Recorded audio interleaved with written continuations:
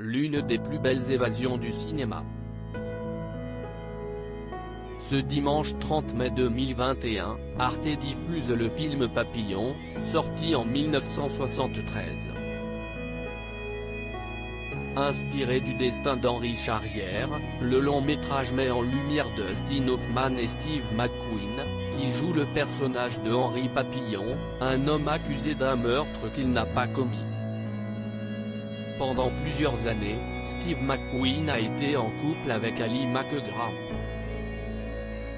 Les Tourtereaux formaient l'un des couples les plus glamour du cinéma américain pendant les années 1970.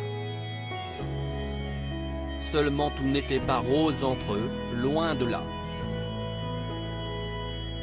Steve McQueen et Ali MacGraw se sont rencontrés en 1971.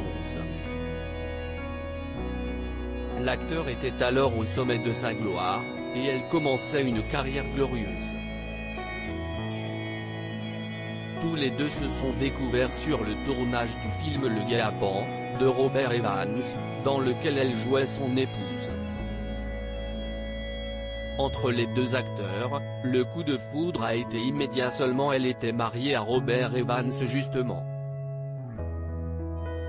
Finalement, Steve McQueen et Ali MacGraw ont succombé à leur passion et ont vécu une romance, rapportent nos confrères de Téléstar.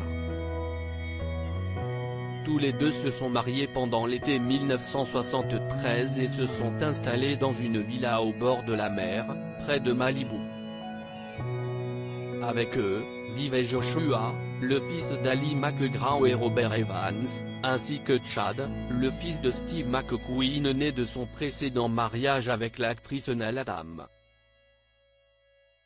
Ali MacGraw a fui Steve McQueen après 5 années de vie commune. Seulement les époux ne voyaient pas la relation de couple du même œil, écrit Yahoo Style. Et pour cause, Steve McQueen voulait que son épouse lui soit entièrement dévouée.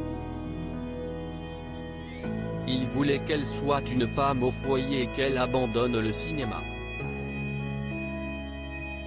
Et si est ce qu'elle a fait. Ali MacGraw s'est coupé du monde du 7e art, ne sortait pas de la maison et a même été frappé par l'acteur, notamment quand il buvait. L'actrice, soumise, trompée et malmenée, se serait laissée aller au point de sombrer dans la dépression et dans l'alcool. Si est finalement après 5 années de vie commune que la mère de famille a décidé de partir du domicile.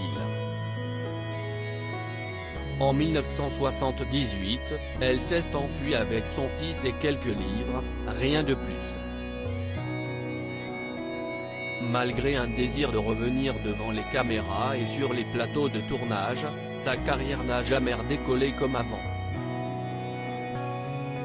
Je me suis retrouvé à tourner des choses atroces, notamment la série Dynasty, juste pour l'argent. Je peux toujours me consoler en me disant que mes débuts ont été respectables, confiait-elle à Vanity Fair, en 2019.